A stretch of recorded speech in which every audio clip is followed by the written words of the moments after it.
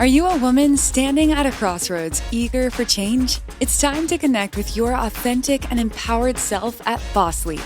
Join Dr. Sylvia Morris and Dr. Angela Walker in this empowering community where real-life stories of courageous and talented women inspire and motivate. Engage in honest conversations that foster well-being, drawing from our own journeys. Let us guide you toward profound growth and transformation in both your personal and professional life. Here are your hosts, Dr. Sylvia Morris and Dr. Angela Walker.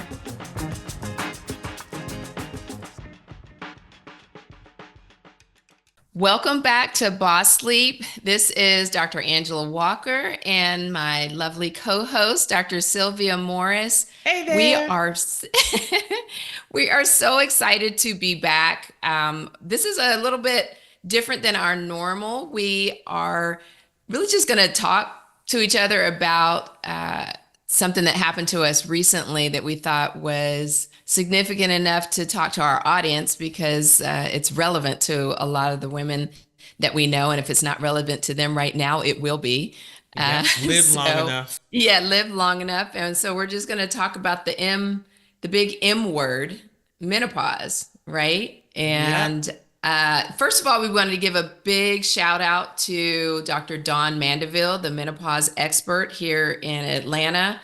We were so excited to be invited to go to the Atlanta screening of the Impactor, which is a documentary type film talking about all things menopause. And Sylvia, I'm gonna let you take it from here because I know we just have so many things that we want to share about the experience and just the topic in general. Yeah, definitely. And we want to Dr. Dawn Mandeville for inviting us to the screening of the Impactor. The Impactor, when it comes to your city, go see it. Every woman ought see the Impactor because there's so much information. We don't always talk about menopause. We are now in this moment where Gen Xers, we are now entering menopause, and millennials are also entering menopause or perimenopausal, and we are talking about menopause. I remember my mother having hot flashes, but I don't remember having a conversation with her about menopause. Did you and your mom talk about menopause? Well, yes, because mom actually had like surgical menopause because she had fibroids in her 40s. And at that point, I'm guessing I was not in medical school yet, but somewhat versed in like, okay, what you should do, what you shouldn't do. And back then, you had large fibroids and bleeding heavy, all that. And she was finished with childbearing. And so she was a candidate for hysterectomy. So back then, typically hysterectomy, ovaries out. You know, the thoughts have changed. So but what it was do they do now? Well, it really depends. So now you should have a really good discussion if you're considering hysterectomy with your provider, because the current recommendations, if your ovaries are normal, they appear normal, there's no indication to remove the ovaries. Just because you're having a hysterectomy does not mean you need your ovaries out. And actually, recent studies have shown that keeping your ovaries can help with longevity. Women tend to do better, live longer if they are able to keep their ovaries. And just for our audience, do they examine the ovaries in the OR? How do I know that my ovaries are normal or are okay? Okay, so we this can maybe 2 episodes. Okay. But people wanted to know. It's history, right? It's your personal history, personal history of breast cancer. Do you carry, BRCA gene? All these things that would be considered. Lots of different factors go. Lots of different factors, but in general, yes. If I'm in surgery and your ovaries appear normal, and there's nothing else in your history that indicates we should be concerned about ovarian cancer, it's no longer just a carte blanche, like recommendation that we remove your ovaries. And so, yeah, it's a different discussion these days than it used to be. And so when you asked me it was a long way to the question that you asked me, did we talk about menopause? I don't know that we necessarily talked about it then, but I do remember telling my mom that it was okay to be on hormones because again, this was before 2002. So I finished residency 2001, and before 2002, we knew that hormones helped prevent osteoporosis. We obviously knew that it helped with the symptoms of menopause, and it also was, at that point, we always told patients that it helped to protect against heart disease, right? And so it was all true. Yes. Right. It was the thing to do. And so certainly at that point in her life, I told her, yes, it's okay. Because she did discuss things like that with me. I'll tell you that one other thing that I know my mom has discussed is, she's been, at 65, 68, she's like, why do I still have these hot flashes? And so please don't tell me that. That was something interesting, that came up in the movie that we don't talk about. But as Black women, the menopausal symptoms are actually longer in years, like significantly longer. I think the data, and don't quote me because I don't have my stats down, but it is around 6 years for symptoms in white women once you enter menopause, 10 years for Black women. So, those are just averages, obviously, but that's a significant difference. It is. And I remember when I first started having hot flashes, and at the time, I had no earthly idea what was happening. I would walk into a room to give a presentation. I was a consultant at the time, and I would be looking for that thermostat to make sure it was cool in the room. And I distinctly remember I was in Torrance, California, shout out to the South Bay.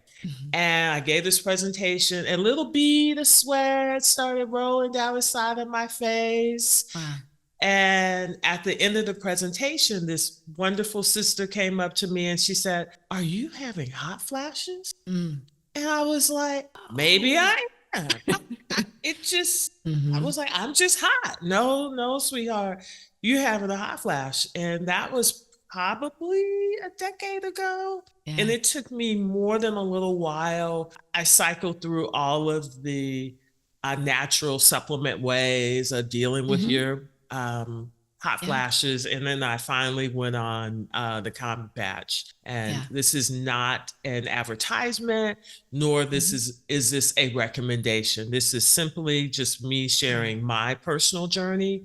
And certainly I have felt better being on having hormonal replacement because I'm able to sleep better and I'm less hot and I'm not breaking out into a sweat anytime I go anywhere or do anything or get upset. So I love this because I think, this is just real talk. So we're both in menopause, and I can share my story because obviously they talk about in the movie how as gynecologists, there's very little time that is spent in our medical education and residency education on menopause. And we talk a lot as an internist either. Oh, absolutely. I don't remember, unless you did women's health as a rotation, I don't remember getting anything about menopause. Yeah, absolutely.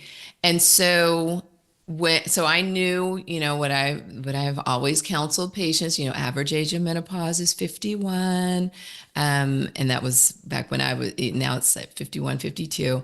And, I knew all the symptoms and, all of that, but I will share, and our audience is grown up enough. So it is nothing, taboo. I use, the IUD. I've used the Mirena IUD forever, since, my girls were born, mostly because it's very reliable and I couldn't remember to take a pill.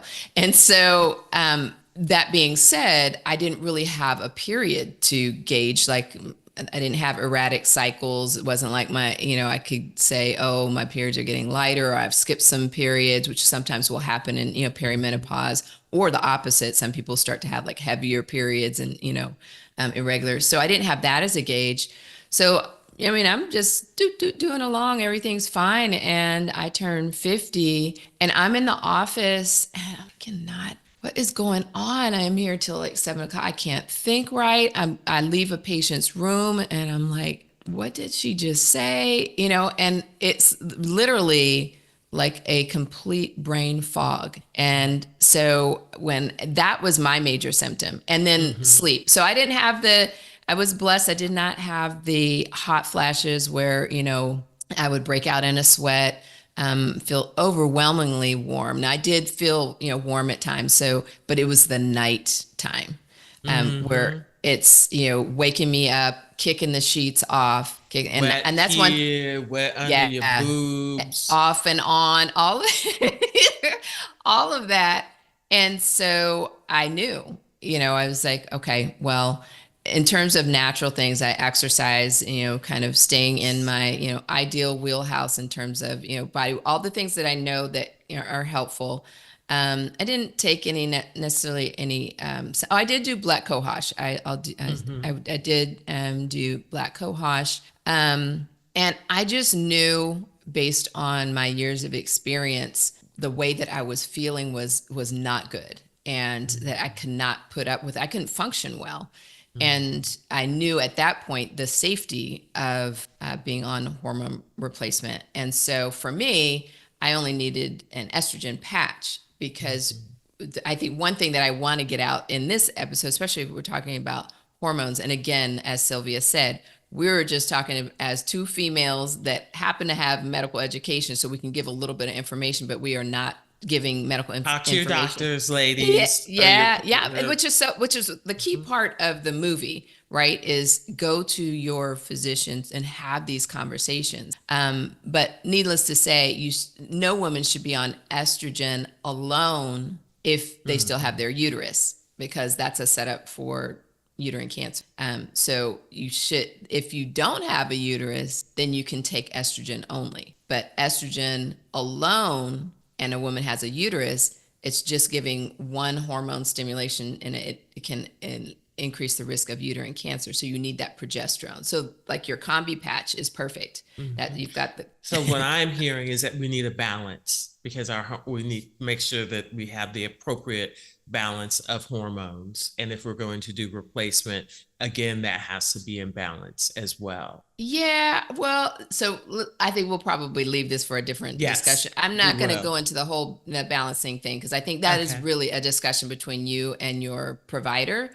But the most important thing is, if you have a uterus, you should not take estrogen only. We'll one other thing, if you talk with your OBGYN or your internist, and they are not hearing you, or they don't have information that helps your symptoms, please find a new provider, because not everyone has the appropriate skill sets, and everyone isn't able to communicate in a way that may be helpful for you. So we don't want people to suffer in silence. And so important in this situation is to be your own best advocate. Yes. And we talked about advocacy in our last episode. Just really important to know how you feel, document how you feel, keep records, keep kind of a diary. So when you do go to the provider, you can talk, and give some sound information about how you're feeling and what your history has been. But again, I'll echo you, Sylvia, and I tell patients this all the time. I'm not offended. If you need a second opinion, I am not offended. I'm going to do that myself for me and my family. And we're not all well-versed in all areas of our specialty, right? So hopefully those of us that know that we're, in a position where we're outside our bounds and starting to talk about our patient may be asking things that we're not aware of, that we can refer them. And so that's where, I feel like I've done well in keeping up with, menopause and menopausal health.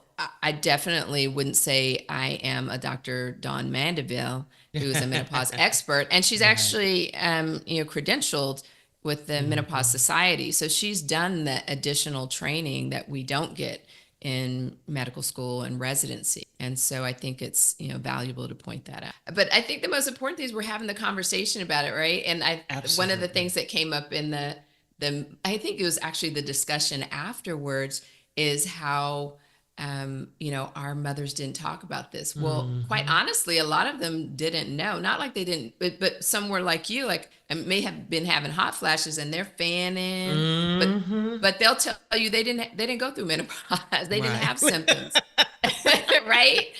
And I guess it's just the day and age that we're in. We have a lot of agency now over our bodies and not tolerating things, but we also have the advantage of media, social media, and I think the notion of not speaking about our health conditions is no longer there. We're free. And I think also just the community, and we can have candid conversations about things that are happening to our bodies. They're, like you said, on social media. There are groups that you can talk about menopause with if you don't have anyone in your immediate inner circle.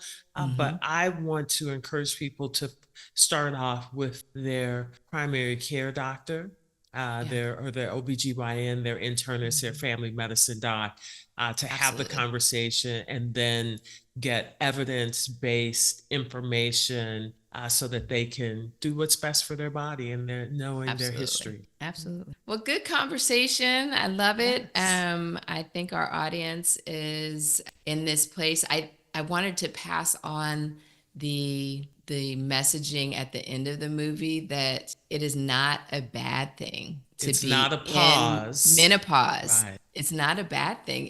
It's freedom, right? Yes. You no longer have to deal with cycle, period, menstrual cycle. You are empowered at this age because we have more wisdom about life, and we're still here, and we can still do a lot of things. We have a lot to contribute. Yes. So lots of positive messaging, and I love anything that shares information for women to take charge of their bodies. So, yeah. Well, this ends our mini conversation on menopause for Boss Sleep. Please stay tuned. Let us know what your thoughts are. Send us an email. Please send us a note on social media. Definitely. And until we meet again, may you be well. May you be well. That's a wrap on another episode of Boss Sleep. May this conversation enlighten your path toward personal growth and professional empowerment. For more thought-provoking and eye-opening discussions like this one, head to our website at bosssleeppodcast.com. Always remember to celebrate your wins and trust yourself. A positive mindset can push you out of your comfort zone and into far greater heights. Until next time, may you be well. Before we go, there's one more thing the lawyers have asked us to include. It's the legal language, and you know how doctors love lawyers. This podcast is presented only for educational and entertainment purposes. Although we are doctors, on this show, we are just your friends. This podcast is not intended as a substitute for the advice of your physician, professional coach, psychotherapist, or other qualified professionals. Understood? Awesome. We'll see you in the next episode.